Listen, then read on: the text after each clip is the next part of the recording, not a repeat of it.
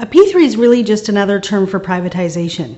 In a P3, they'll take the hospital or the school or the water system. Private companies will build the infrastructure, so build the structure itself, and then they'll lease it or sell it back to the public authority, the school board or the water board or the hospital board, at a profit for 25 years, sometimes 30 years, sometimes 60 years, or even longer. In the case of toll roads, for example, 99 years. So really what they privatize the building, the financing, and some range of services, sometimes the full operations, sometimes a portion of the operations. So the difference between this and what's happened to date is that through the last century of history of building our communities, our local governments or our local authorities would build infrastructure as a public good, as a public service, and they would be run on a non-profit basis.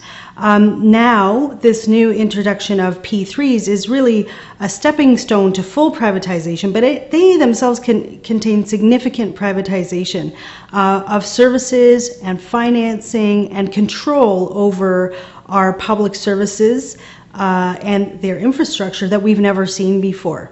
So never before have we seen 30-year service privatization contracts for water systems or schools or hospitals.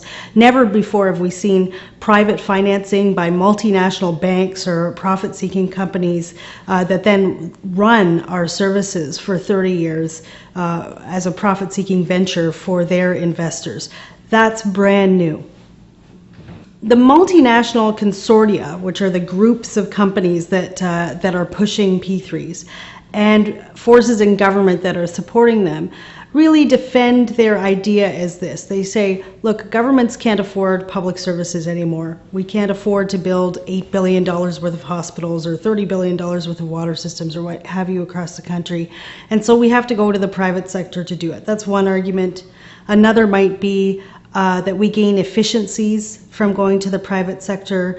Another one that they use is this isn't privatization. They try to pretend actually that there's no privatization in these deals, and then they use a variety of euphemisms or different words to cover up what they're doing. So they call them public-private partnerships as opposed to just privatization, or they call them private finance or alternative financing, or the merchant model I just heard they're starting to use in Nova Scotia, for example. So a whole variety of euphemisms for changing over who is building these things and who controls them then for the next generation.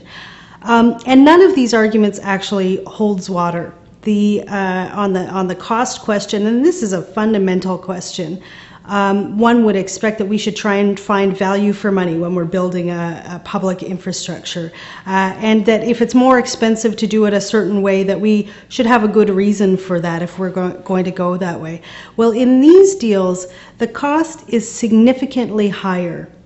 So much higher, in fact, that it leads to cuts in services.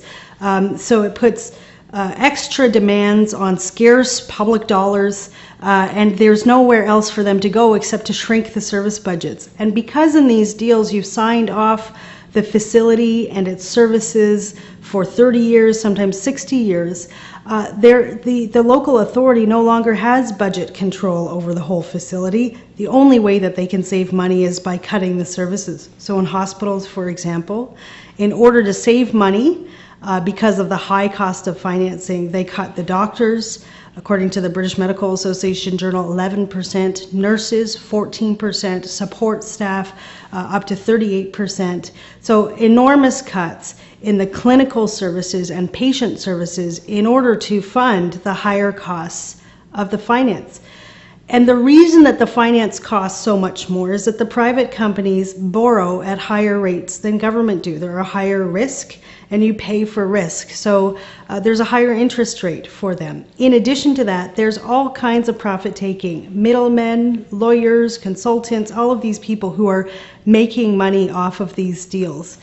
So on the cost issue, there's no question, even government forces that are pushing P3s, even the companies pushing P3s, can no longer credibly say that they cost less.